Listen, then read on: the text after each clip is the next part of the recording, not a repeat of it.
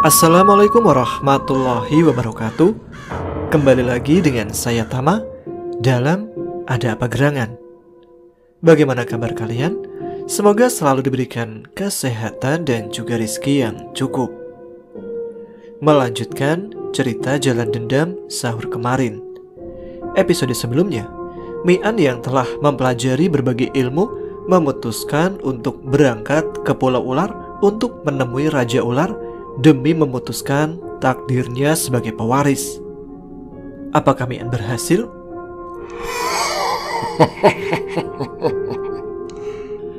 Teman-teman, ada apa gerangan? Ceritanya mulai dari sini.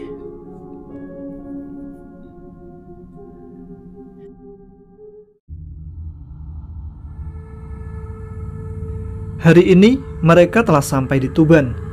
Mbah Lawu sudah mengingatkan agar tidak bersentuhan atau membuat masalah dengan kerajaan Dewi Lanjar yang menguasai sebagian besar Laut Utara dan memiliki istana di pantai Selamaran. Karena itulah, Mian sengaja memilih pantai yang terpencil dan jarang didatangi orang di Tuban sebagai titik keberangkatannya. Ada yang mendatangi kita, An. Bukan orang sembarangan. Energinya begitu kuat. Aku tahu, Sa, tapi sepertinya bukan energi jahat. Kita lihat saja nanti, An. Kehadiran Condromowo yang tiba-tiba muncul di dekat api unggun tentu saja mengejutkan Mian. Kucing itu langsung bergelung di pangkuannya. Ada apa, Andra? Apa ada kabar dari Maina? Tanya Mian khawatir. Condromowo sudah mengikuti kita sejak awal, An. Aku sengaja tidak memberitahumu. Ia muncul karena merasakan energi yang sama dengan kita. Tidak lama kemudian, orang yang mereka bicarakan muncul. Seorang laki-laki tua dengan pakaian compang-camping langsung duduk di depan Mian. Berikan kantong macan itu, ucapnya sambil menatap Mian. Mian tahu yang sedang duduk di depannya adalah lawan. Ia langsung berdiri dengan kaki terbuka. Tangannya refleks memegang hulu pedang di perutnya. Siapa kau, kek? Apa urusanmu dengan kantong macan itu? Aku cuma orang yang ingin hidup abadi, jawab si kakek sambil langsung menyerang Mian dengan tongkat yang dibawanya. Pertarungan berlangsung sengit. Pasir dan batu berhamburan, sementara bunga api memercik saat pedang Mian bertemu tongkat si kakek. Sudah puluhan jurus berlalu, tapi Mian masih belum bisa mendesak lawannya. Bahkan, Mianlah yang kemudian harus mengakui kehebatan si kakek. Pukulan demi pukulan tongkat menghantam tubuhnya. Tubuh Mian akhirnya terjatuh. Kakek itu tersenyum penuh kemenangan. Tapi tiba-tiba, ia meloncat seperti menghindari sesuatu. Sebuah benda berwarna kuning melayang di udara. Rupanya, kau pernah berguru ke Borneo juga ya? Sayang ilmumu masih mentah, ucap si kakek sambil melemparkan tongkatnya ke udara. Pedang dan tongkat yang melayang itu lalu bertarung. Keduanya saling hadang dan serang. Namun, lagi-lagi, si kakek lebih unggul. Tongkatnya berhasil memukul jatuh pedang Mian. Chandrasa merasa heran dengan Condromowo. Entah mengapa, kucing itu tidak menunjukkan sikap seperti biasanya. Dia justru seolah menikmati pertarungan Mian dengan si kakek. Mian sudah mengambil posisi berlutut. Chandrasa tahu sebentar lagi Mian akan mengeluarkan serangan pamungkas. Melihat lawan begitu kuat, kali ini ia ikut menyalurkan kekuatannya. Mian tersenyum saat merasakan energinya pelan-pelan bertambah besar. Terima kasih, Sa, bisiknya. Sudah menjadi tugasku, An. Lain kali jangan terlalu sombong. Mintalah, pasti akan kuberikan. Kau tidak terikat perjanjian denganku, Sa? Persetan dengan perjanjian itu, An. Setelah itu, dua larik sinar putih keluar dari mata Mian. Wajah si kakek tampak terkejut. Sedetik kemudian, terdengar ledakan keras. Tubuh Mian terpental ke belakang, sementara si kakek sendiri jatuh berlutut. Lumayan, Lumayan, tapi masih belum cukup, bisiknya. Kakek itu lalu mendekati Mian yang pingsan. Chandrasaseta segera bersiap. Ular itu melingkar dengan leher berdiri tegak di depan tubuh Mian. Anehnya, si kakek justru tersenyum. "Apa kau tidak mengenali aku, Seta?" tanya kakek itu sambil melambaikan sebilah keris. Chandrasaseta gemetar. Ia mengenali keris naga siluman berlekuk 13 yang berpendar kebiruan itu. Sang pemilik keris pernah menolong salah satu tuannya ratusan tahun lalu. "Raden Dipoyono, benarkah ini? Bagaimana mungkin tuan masih hidup?" "Aku hanya makhluk yang diperintah untuk menyampaikan amanah oleh orang sakti itu, Seta. Tuanku sendiri sudah bertemu dengan pencipta kita semua." "Apa isi amanah itu, Tuan?" "Jangan panggil aku Tuan. Kita sama-sama makhluk suruhan. Namaku Nagatirta." Nagatirta lalu menjelaskan isi amanah itu.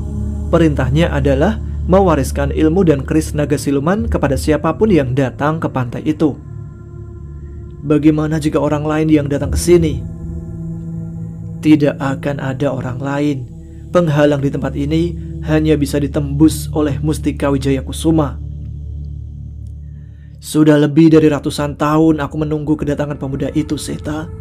Akhirnya penantianku usai juga. Setelah dia sadar nanti, aku akan mewariskan ilmu Raden Dipoyono kepadanya." Takdir langit selalu sulit dimengerti sampai hikmahnya ditemukan. Jika Moza tidak menitipkan mustika itu, tentu Mian tidak akan bisa sampai ke tempat ini. Semoga saja nanti takdir keduanya berakhir baik, batin Chandrasa. "Kau sudah tahu siapa Nagatirta, Yandra?" "Aku mengenali tanda matahari segi 8 yang tergantung di tongkat kakek itu, Sa. Saat menyerang Mian, aku juga tidak merasakan aura pembunuh." "Raden Dipoyono memang salah satu pengawal istana Majapahit, Dra. Demikian juga aku, Sa. Karena itulah aku tenang-tenang saja tadi." "Mengapa kau tidak memberitahuku?" "Aku tahu dia tidak bermaksud jahat, tapi aku juga sedang bertanya-tanya apa tujuan Nagatirta sebenarnya. Jika dia berniat jahat, aku pasti akan melawannya, Sa. Percayalah." "Aku percaya, Andra. Aku percaya." Setelah Mian sadar, Chandrasa lalu menceritakan siapa Nagatirta dan apa tujuannya. Mian lalu menimbang baik dan buruknya tawaran Nagatirta. Setelah berdiskusi dengan Chandrasa dan Condromowo, ia akhirnya menerima tawaran itu.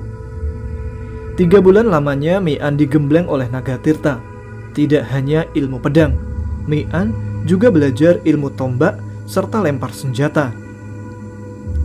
Di samping mempelajari ilmu-ilmu baru, kesempatan itu juga digunakan Mian untuk mematangkan ilmu-ilmu lamanya. Terakhir, Nagatirta menyerahkan keris naga siluman pada Mian. "Untukmu, Raden Dipoyono juga mewariskan sesuatu, Seta." "Benarkah? Apa itu?" Nagatirta mengeluarkan kotak kayu kecil. Ia lalu membukanya. Sebuah batu kristal ada di dalam kotak itu. "Itu warisanmu, Seta. Ambillah." Chandrasa tidak tahu harus berbuat apa. Batu kristal itu adalah sarira dari Raden Dipoyono. Ia tidak pernah menyangka akan mendapatkan hadiah sebesar itu. "Cepat ambillah, Seta. Kau pasti akan membutuhkannya untuk menghadapi Gundala Wereng." Chandrasa lalu menelan sarira itu. Cahaya kebiruan yang memancar dari tubuhnya semakin menjadi. Tanduknya pun perlahan memanjang. "Tugasku sudah selesai. Aku pamit. Berhati-hatilah saat menuju Pulau Ular. Mustika yang kalian bawa pasti akan menarik perhatian banyak pihak." Setelah mengucapkan itu, Nagatirta menghilang. Mian lalu mencari perahu untuk disewa menuju Pulau Ular. Keinginannya untuk menggunakan ilmu pemindah dilarang oleh Chandrasa dan Condromowo, sebab akan dianggap sebagai tantangan oleh jin-jin penghuni Laut Utara. Namun sayang, Tidak ada satu nelayan pun yang mau mengantarkan mereka. Nama Pulau Ular saja tidak pernah mereka dengar, apalagi letak pulaunya. Setelah seharian berputar-putar, Mian akhirnya singgah di warung yang ada di pelabuhan itu. Wajahnya terlihat kusut dan lelah. "Kamu yang ingin menyewa kapal ke Pulau Ular?" Laki-laki penjaga warung tiba-tiba saja bertanya. "Benar, saya Mian. Bapak tahu caranya?" "Tunggulah sampai jam 12 malam. Kebetulan hari ini malam Jumat Kliwon. Biasanya ada kapal yang akan menuju ke sana. Tapi sebaiknya urungkan saja niatmu. Kamu masih muda, tubuhmu juga masih sehat. Kenapa tidak bekerja saja daripada mencari pesugihan?" "Saya tidak mencari pesugihan, Pak." "Lah terus, untuk apa kamu ingin ke pulau itu? Semua orang di sini tahu tujuan orang-orang ke sana untuk mencari pesugihan. Ada urusan yang harus saya selesaikan di sana, Pak." "Ya sudah, aku cuma mengingatkan saja. Rezeki halal itu lebih bisa dinikmati dan menenteramkan." "Saya tahu itu, Pak. Terima kasih." Waktu berjalan, pagi berganti siang dan akhirnya menjadi malam. Mendekati tengah malam, sebuah kapal berbentuk seperti binatang aneh terlihat mendekati pelabuhan. Bapak pemilik warung itu tiba-tiba muncul. Pakaiannya telah berganti. Ia kini lebih mirip abdi dalam kerajaan. "Siapa Anda sebenarnya, Pak?" bisik Mian. "Aku cuma orang terkutuk yang salah dalam membuat pilihan. Namaku Wardi." "Ayo ikut. Jangan katakan apapun. Biar aku saja yang nanti bicara. Mudah-mudahan saja cuma pelayan yang ada di kapal itu." "Itu bukan kapal manusiaan. Aku tidak bisa ikut menaiki kapal itu. Mereka akan mengetahui keberadaanku dalam dirimu." "Lalu bagaimana?" tanya Mian.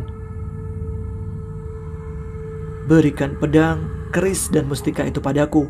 Akan ku cari jalan untuk masuk ke sana sendiri," jawab Candrasa. Mian lalu pamit sebentar pada Wardi. Alasannya untuk buang air kecil. Di balik gerumbul pohon bambu, ia menyerahkan ketiga benda pusaka itu kepada Candrasa. "Kau tidak curiga aku membawa kabur pusaka-pusaka ini? Bukankah kita teman?" "Baiklah, berhati-hatilah. Dari bentuk jin-jin itu, mereka penghuni muara." Candrasa mengingatkan. "Kita ikuti saja, Sa. Barangkali memang ini jalan yang harus kita lewati." Mian dan Wardi lalu berjalan menuju kapal. Dua orang yang tubuhnya bersisik, berkepala mirip kadal, dan berbau amis menghentikan mereka dengan tombaknya. "Tunggu dulu. Siapa pemuda ini?" tanya salah satu dari mereka. "Dia calon pewarisku. Aku mengajaknya agar nanti tahu tempat tugasnya," jawab Wardi. "Pewaris? Mengapa tidak ada pemberitahuan jika kau akan mengajak seseorang? Kau tidak percaya kepadaku? Anak dan istriku ada di tangan kalian, kan? Bagaimana mungkin aku berani berbohong?" "Baiklah, tapi aku mencium bau kucing dan ular." "Pekerjaan pemuda ini memang pedagang sate ular, anjing, kucing, dan biawak. Kapan-kapan akan kusuruh dia membuatnya untukmu." Saat mendengar kata biawak, mata makhluk itu menatap Mian. Ada pendar kemarahan di sana. "Ya sudah, ayo cepat naik. Aku tidak ingin mati kehabisan nafas di sini. Aroma tempat ini sangat memualkan." Mereka kemudian menaiki kapal. Semua orang yang ada di sana berwajah muram. Sebagian malah meneteskan air mata. Kapal itu sendiri ternyata seperti hidup. Keempat sirip pipihnya bergerak sendiri, sedangkan ekornya berfungsi sebagai kemudi. Sepintas bentuk kepala berleher panjang di haluan mirip gambar dinosaurus yang sering Mian lihat waktu kecil. Ketika Mian menunduk, dadanya berdebar. Mereka memang berada di tubuh makhluk hidup. Tempat yang ia duduki adalah tulang rusuk makhluk itu, dan kulitnya lah yang menjadi badan kapal. Detak jantungnya semakin cepat, apalagi saat melihat rantai yang membelit kaki penumpang yang lain. Tidak lama kemudian, tampak kabut tebal di depan mereka. Kapal itu perlahan melaju menembus kabut. Pemandangan yang ada di balik kabut itu membuat Mian terbelalak dengan mulut terbuka. Berbagai macam makhluk asing yang belum pernah dilihatnya bermunculan. Ada yang melayang di udara, ada yang berenang, dan ada juga yang menaiki binatang berbentuk aneh. Saat kapal semakin jauh meninggalkan kabut, Mian melihat sikap para pengawal kapal berubah menjadi lebih waspada. Mereka berdiri dan mengawasi setiap pergerakan di luar kapal. Jika terjadi masalah, lompatlah keluar kapal. Pulau Ular ada di arah matahari terbit. Wardi berbisik. Sebenarnya kita akan kemana, Pak? Aku adalah pesuruh jin penguasa Pulau Buayaan. Tugasku menghubungkan jin itu dengan para pencari pesugihan. Mengapa, Pak? Bukankah tadi Bapak berusaha mengingatkan aku? Panjang ceritanya, An. Wardi lalu bercerita tentang masa lalunya. Saat muda, ia adalah seorang pencari reptil. Ular, buaya, dan biawak menjadi buruannya setiap hari. Binatang-binatang itu lalu ia kuliti untuk diambil kulitnya. Karena setiap hari diburu dengan ugal-ugalan, jumlah mereka pun akhirnya jauh berkurang. Semakin sedikitnya jumlah binatang yang bisa ditangkap, membuat Wardi nekat memasuki wilayah terlarang. Peringatan dan larangan dari warga sekitar tidak dihiraukannya. Baginya, hal-hal yang bersifat gaib hanya dongeng untuk menakuti bocah-bocah di saat mereka nakal. Perhitungan Wardi benar. Muara sungai yang jarang didatangi orang itu penuh dengan berbagai macam binatang. Saat itu, kepala Wardi dipenuhi dengan bayangan uang yang akan ia dapatkan nanti. Dengan beringas dibantainya setiap ular, biawak, dan buaya yang ditemukan. Malam itu Wardi panen besar. Tapi ternyata itu adalah awal dari bencana. Saat tiba di rumah, anak dan istrinya telah tiada. Sebagai ganti mereka, 5 orang manusia berkepala buaya telah menunggu kedatangannya di kamar. Saking takutnya, Wardi sampai terkencing di celana. "Mengapa kau bunuh anakku, manusia?" tanya manusia buaya yang berwarna putih.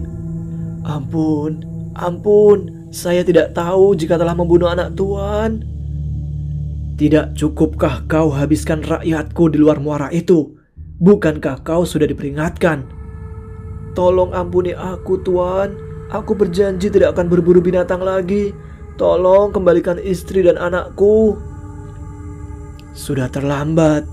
Mereka ku ambil sebagai ganti nyawa anakku." "Ambil saja aku, Tuan. Lepaskan mereka." "Aku ingin kau merasakan kesedihan yang sama dengan yang aku rasakan. Tapi aku tidak akan membunuh anak dan istrimu. Jika mau, kau masih bisa bertemu mereka." "Benarkah, Tuan?" "Tapi ada syaratnya." Syarat itu adalah menjadi juru kunci muara. Tanpa juru kunci, jin-jin buaya itu kesulitan untuk bisa melakukan hubungan dengan manusia. Juru kunci yang lama telah meninggal dunia tanpa keturunan, dan akhirnya tidak ada yang mewarisi posisi tersebut. "Setiap 10 orang baru aku bisa bertemu anak istriku, An. Mengapa jin-jin itu tidak langsung saja menemui orang-orang itu?" "Banyak orang yang membatalkan niat atau pingsan setelah mengetahui wujud mereka. Itulah alasannya." Apa yang dibutuhkan para jin dari orang-orang itu adalah pernyataan dengan kesadaran. Itu yang menjadi syarat sah perjanjian terlarang di antara bangsa mereka dan manusia. "Lalu kenapa Bapak mengajakku? Bukankah tujuanku ke Pulau Ular?" "Beberapa hari yang lalu, aku bermimpi melihat anakku, An. Dia bersama seorang kakek dan seekor kucing." "Lalu apa hubungannya dengan aku, Pak?" "Kucing itu serupa dengan kucing yang pagi tadi kulihat bersamamu. Maafkan aku, An. Keegoisanku ini mungkin akan membuatmu celaka. Lagi-lagi aku mengorbankan orang yang tidak bersalah." "Mungkin sudah takdir, Pak," jawab Mian. Sementara hatinya bertanya-tanya siapa kakek yang muncul di mimpi Wardi. Laju kapal tiba-tiba berhenti. Para pengawal berlarian menuju haluan. Rasa ingin tahu membuat Mian berdiri. Sebuah kapal yang ukurannya lebih besar lalu melintas. Bulu kuduk Mian merinding saat melihat yang menjadi tali layar kapal tersebut adalah rangkaian manusia yang saling berpegang satu dengan yang lain.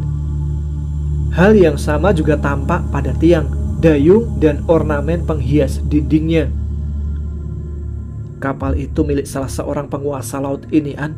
Bahkan Bajul Sosro, Raja Pulau Buaya, memilih mengalah daripada harus berurusan dengan mereka. Mian seolah tidak mendengar. Saat itu, pandangannya sedang terpaku pada seorang gadis cantik yang juga sedang meratapnya dari kapal itu. Wardi menarik tangan Mian. "Berhentilah menatapnya, An. Sudah banyak yang menjadi korban dari gadis-gadis penghuni dasar laut." Mian seperti terbangun dari mimpi. Nafasnya memburu, sementara keringat bermunculan di keningnya. "Siapa mereka, Pak?" "Saat muncul di dunia kita, mereka dikenal sebagai duyung. Suara dan tatapan mereka bisa meruntuhkan iman banyak laki-laki. Sebaliknya, duyung yang jantan akan mencari mangsa perempuan." Mian terdiam. Wajah gadis cantik yang dilihatnya tadi benar-benar tidak bisa dilupakannya. Berkali-kali ia mengurut pelipisnya untuk mengusir hal tersebut. "Bersiaplah, An, kita akan segera sampai." Kapal itu akhirnya merapat ke sebuah pulau. Pemandangan di dermaga Pulau Buaya benar-benar menyesatkan dada Mian. Jembatan yang menjadi penghubung kapal ke daratan terbuat dari manusia-manusia yang berderet dalam keadaan telungkup. Tiang dan pagar pun juga dari manusia. Hati Mian semakin pedih saat mendengar rintihan yang terdengar setiap kali tubuh-tubuh itu terinjak. Apalagi ketika kaki yang melewatinya berlari atau memikul benda berat. Apa tidak ada cara untuk membebaskan mereka, Pak?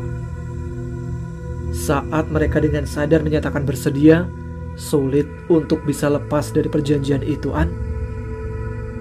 Ketika Mian akhirnya turun, ia menggunakan ilmu peringan tubuhnya dan bergerak secepat mungkin. Sepanjang perjalanan menuju istana Bajul Sosro, ia menundukkan kepala karena tidak tega melihat nasib orang-orang yang ditemuinya. Manusia yang menjadi ornamen di rumah-rumah itu menunjukkan status mereka, An. Semakin banyak, maka derajatnya akan semakin terpandang. Kau akan terkejut saat sampai ke istana nanti. Akhirnya, mereka pun sampai ke istana. Apa yang dikatakan Wardi benar adanya. Meja, kursi, tiang lampu, bahkan sampai perapian di istana itu terbuat dari manusia. Dari air mata mereka yang menetes, Mian tahu bagaimana pedihnya penderitaan yang harus orang-orang itu alami. Perlahan, amarah bergemuruh dalam dadanya. Setelah menyembah, Wardi dan Mian menuju ke sebuah ruangan. Dua orang berdiri tegak sambil memegang bokor lampu minyak. Wajah mereka terlihat menahan sakit akibat panas bokor itu. Saat Mian akan meniupnya, Wardi menghalangi. "Jangan, An, mereka akan mendapat hukuman nantinya. Percayalah, menjadi tiang lampu masih termasuk tugas ringan di tempat ini." Tidak lama kemudian, istri dan putri Wardi masuk ke ruangan dengan dikawal oleh dua manusia buaya. Wardi segera memeluk dan menciumi putrinya yang sudah beranjak remaja. Beberapa pelayan kemudian masuk untuk meletakkan makanan dan minuman. "Jangan sentuh makanan dan minuman itu, An. Hidangan itu berasal dari darah dan daging pelayan-pelayan itu," bisik Wardi. "Apa di Pulau Ular juga seperti ini, Pak?" "Aku tidak tahu. Tapi rata-rata pengikut pesugihan akan mengalami nasib seperti mereka." Seorang pemuda dengan pakaian mewah memasuki ruangan. Dua pengawal yang ada terlihat segan dan hormat pada pemuda itu. "Wardi, aku ada berita baik untukmu," ucap si pemuda. "Berita baik apa, Yang Mulia?" "Aku akan menjadikan putrimu sebagai istri mudaku." "Tapi Yang Mulia, itu tidak bisa dibenarkan." "Apa kau ingin menentangku, juru kunci?" Pemuda itu berubah menjadi manusia buaya.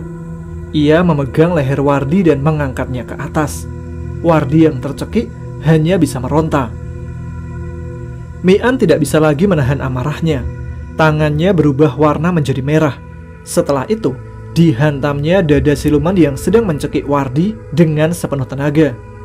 tubuh manusia buaya itu langsung terlempar keluar ruangan. Dua pengawal yang terpaku karena kaget menerima giliran berikutnya. Kepala mereka pecah dihajar kepalan Mian. "Ayo Pak, cepat kita kabur dari tempat ini," seru Mian. Wardi segera menyeret anak dan istrinya keluar ruangan. Mereka kemudian berlari di belakang Mian menyusuri lorong istana itu. Pasukan pengawal yang berdatangan dihadapi Mian dengan buas. Satu demi satu manusia berkepala buaya dan biawak itu mati di tangannya. Pelarian Mian, Wardi, anak dan istrinya tertahan di halaman istana. Ratusan pasukan pengawal telah mengepung tempat itu. Hal yang sama terjadi di belakang mereka. Kemudian penguasa tempat itu pun muncul. Manusia buaya putih yang bernama Bajul Sosro itu menatap Mian dengan penuh amarah. "Apa salah anakku hingga harus kau bunuh? Apa juga salah Putri Wardi hingga harus menjadi istri anakmu? Menawannya di sini juga adalah sebuah pelanggaran. Wardi membunuh anakku. Anakmu yang bodoh. Kenapa juga ia harus muncul di dunia nyata? Bagaimana Wardi tahu jika buaya itu adalah bangsamu? Terserah. Anakku mati, maka kau pun harus mati. Setelah itu Wardi dan keluarganya akan menyusul. Bunuh pemuda ini. Siapapun yang mampu akan mendapat 100 manusia." Ratusan pengawal itu segera menyerang Mian. Senjata-senjata mereka berdatangan dari segala arah. Mian tentu saja kewalahan. Tidak ingin mati konyol, dirapalnya ilmu Kakang Kawah Adi Ari-Ari. Tubuhnya pun terbelah menjadi 3. Bajul Sosro yang melihat itu terkejut bercampur kagum. Di samping itu, ia merasa senang. Terbayang betapa besar kekuatannya nanti setelah memangsa Sarira Mian. Meski telah memecah kekuatannya menjadi 3, menghadapi ratusan lawan tentu bukan hal yang mudah. Satu demi satu pukulan dan senjata jin-jin itu berhasil menyentuh tubuhnya. Perlahan, perasaan sedih mulai menyelimuti hati Mian. Bukan kematian yang ia takutkan, melainkan nasib orang-orang yang dicintainya di lereng Lawulah yang menjadi beban pikirannya. Kepungan pasukan Pulau Buaya semakin merapat dan merapat. Tinggal menunggu waktu saja sampai mereka bisa mengunci pergerakan Mian. Di saat genting itulah terdengar suara raungan. Condromowo yang telah berubah wujud menjadi kucing sebesar lembu turun ke Palagan. "Maaf, agak sedikit terlambat. Aku harus mengambil pedang dan kerismu dulu," ucap kucing itu setelah sampai di samping Mian. "Di mana Candrasa?" "Ia masih bertarung dengan 2 buaya raksasa penjaga gerbang pulau ini." "Apa urusanmu di tempat ini, kucing terkutuk? Kita tidak pernah bersilang jalan." "Pemuda ini temanku, musuhnya adalah musuhku." Condromowo lalu mengeluarkan pedang dan keris Mian dari mulutnya. Kedua kembaran Mian mengambil senjata-senjata itu. Mian sendiri memilih bertangan kosong. Saat Condromowo bergerak, pertempuran kembali dimulai. 2 buaya pengawal Bajul Sosro yang bersenjata gada dan bindi meloncat ke arena pertempuran. Kedatangan Condromowo dan senjata-senjata itu membuat perlawanan Mian semakin ganas. Energi yang disalurkannya membuat pedang besi kuning menyala merah. Siapapun yang tersentuh pedang itu akan terbakar. Keris naga siluman sendiri ternyata sangat mematikan. Setiap goresannya membuat si korban mati dengan tubuh menghitam. Kedua pengawal Bajul Sosro ternyata tidak bisa berbuat banyak menghadapi keganasan Mian dan Condromowo. Keduanya tumbang setelah pedang dan keris Mian menembus tubuhnya. Bajul Sosro yang melihat pasukannya semakin berkurang memutuskan untuk menempuh cara lain. "Hentikan, atau akan kubunuh mereka!" teriaknya. Mian dan Condromowo menghentikan serangannya. Mereka kini menatap Bajul Sosro. "Jadi cuma seperti ini kekuatan Raja Pulau Buaya. Ternyata ia tidak lebih dari seekor pengecut yang bersembunyi di balik sandera," ejek Condromowo. "Tahu apa kau makhluk terkutuk?" "Aku memang terkutuk, tapi bukan pengecut." Tubuh Mi'an kembali menjadi satu. Disalurkannya keris naga siluman, sementara pedangnya tetap terhunus. Sekarang, apa maumu Raja Buaya? Tinggalkan tempat ini sekarang juga. Kau dan manusia yang dikutuk menjadi kucing itu. Bebaskan dulu Pak Wardi dan keluarganya. Tidak bisa. Wardi terikat perjanjian denganku. Perjanjian omong kosong. Bajul Sosro, kau tahu peraturannya kan? Candrasa yang tiba-tiba hadir ikut berbicara. Penggembala hujan dari Pulau Ular, kenapa kau juga ada di sini? Dia pewarisku. Sudah menjadi kewajibanku untuk ada bersamanya. Kau keberatan? Bajul Sosro kebingungan. Ilmu pancasona miliknya tidak akan berguna menghadapi pedang Mi'an yang mampu membakar itu. Ia juga tidak yakin ilmu kebalnya bisa menahan ketajaman keris naga siluman. Ditambah lagi adanya Condromowo dan Candrasa Seta. Baiklah, aku akan bebaskan Wardi dan keluarganya. Satu lagi, jangan pernah beroperasi di muara itu. Aku yang akan menjadi pelindung di sana, ucap Mi'an. Permintaanmu terlalu berlebihan. Itu adalah wilayah kekuasaanku. Baik, kalau begitu kita selesaikan saja pertempuran ini. Mukti atau mati. Bajul Sosro terdiam. Muara itu bukan satu-satunya tempat ia mencari mangsa. Kehilangan tempat itu tidak menjadi masalah yang terlalu besar. Hari ini ia telah kehilangan banyak pasukan. Melanjutkan pertempuran akan membuat kerajaannya semakin lemah. Lagi pula, masih ada rencana lain yang bisa dilakukannya untuk membalas dendam. Demi memandang Pulau Ular, aku setuju permintaanmu. Mi'an, Condromowo, Candrasa dan keluarga Wardi akhirnya bebas untuk meninggalkan pulau. Mereka bahkan bisa menggunakan kapal Pulau Buaya untuk melanjutkan perjalanan ke Pulau Ular. Sepeninggal Mi'an, Bajul Sosro memasuki kamar rahasianya. Setelah ia bersila, ia lalu menghubungi salah satu sekutunya. Pemuda, kucing dan ular itu ada di Laut Utara toh. Jangan sia-siakan kesempatan ini. Di rumahnya, Harto tersenyum saat mendengar pesan Bajul Sosro yang disampaikan lewat telepati. Perjalanan menuju Pulau Ular tidak mengalami hambatan berarti. Dua naga berwarna hijau dan merah menyambut kedatangan kapal Mi'an. Statusnya sebagai pewaris membuat tidak ada yang menghalangi langkahnya untuk memasuki pulau itu. Kali ini, Mi'an tidak melihat adanya manusia yang disiksa seperti di Pulau Buaya. Di sini bukan tempat mencari pesugihan, An, ucap Candrasa seolah tahu apa yang dipikirkan Mi'an. Apa bedanya? Pesugihan bisa diputuskan kapan saja, asal keturunannya mau hidup miskin. Ia bisa saja tidak melanjutkan perjanjian itu. Sementara kita, kau tahu sendiri betapa sulitnya untuk memutuskan perjanjiannya. Mi'an mengamati Candrasa yang telah berubah wujud menjadi seorang pemuda. Dua buah pedang tergantung di pinggang Candrasa. Kau punya pedang? Ini tandukku, An. Di saat seperti ini, kedua tanduk itu berubah menjadi pedang. Kenapa tanduk orang menjadi keris? Sebab tanduknya memang cuma satu. Mengapa mereka memanggilmu sebagai penggembala hujan, Sah? Benar, kau bisa mendatangkan hujan. Rekayasaan. Lagi pula, itu tidak ada bedanya dengan bangsamu yang menaburkan garam di langit untuk menjatuhkan hujan. Aku dan mereka itu sama, caranya saja yang mungkin berbeda. Lalu sampailah mereka di istana. Pedang dan keris Mi'an harus diserahkan kepada penjaga sebelum ia diizinkan masuk. Setelah melewati beberapa pintu, tibalah Mi'an dan Candrasa di depan singgasana. Seekor naga bertanduk 4 tampak melingkar di sana. Sementara itu, berbagai macam ular raksasa dan manusia ular berada di sekitarnya sebagai pengawal. Setelah maju dan menyembah, Candrasa kembali ke samping Mi'an.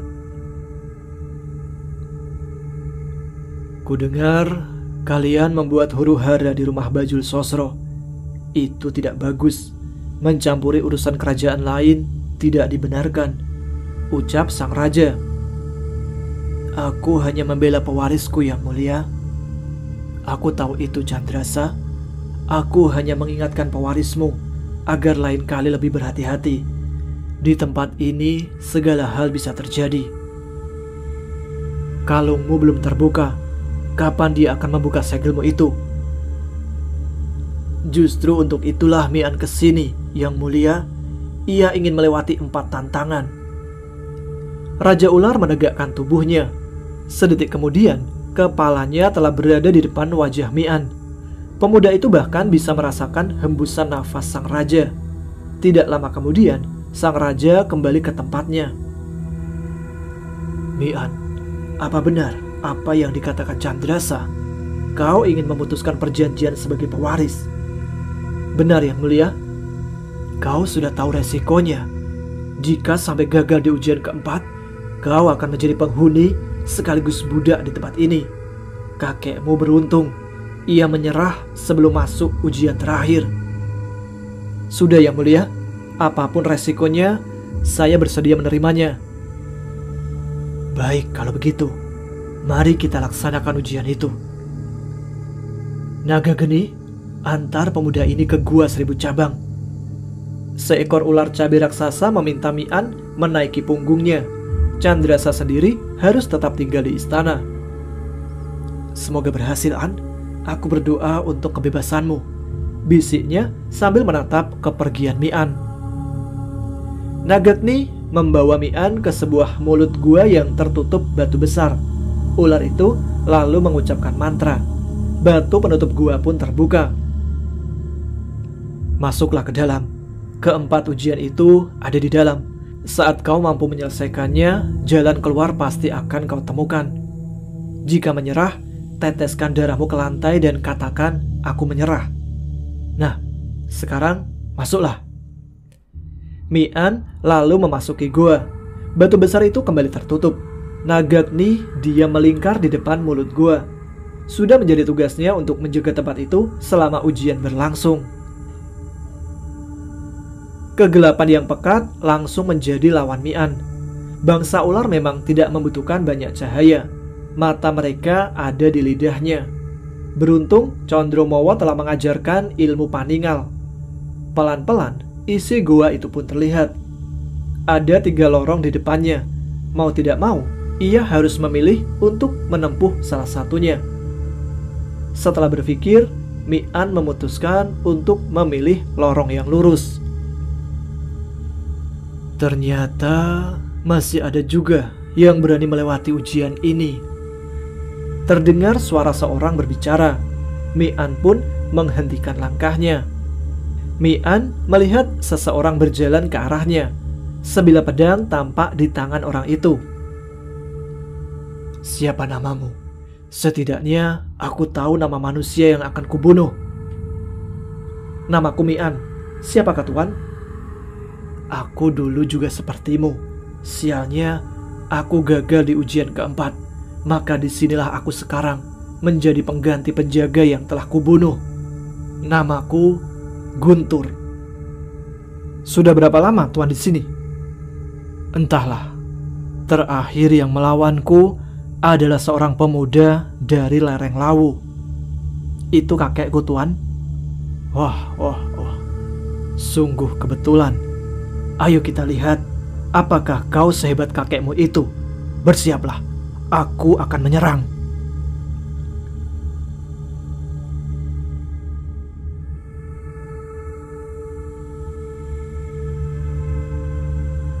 Baiklah, sampai di sini dulu ya. Kita sambung esok hari. Terima kasih teman-teman sekalian yang telah menyimak episode kali ini. Kita jumpa lagi besok sahur tentunya, atau besok malam. Selamat bersantap sahur dan semoga lancar puasa hari ini. Baiklah, saya Tama pamit. Tetap semangat, jaga kesehatan, selamat berpuasa. Wassalamualaikum warahmatullahi wabarakatuh.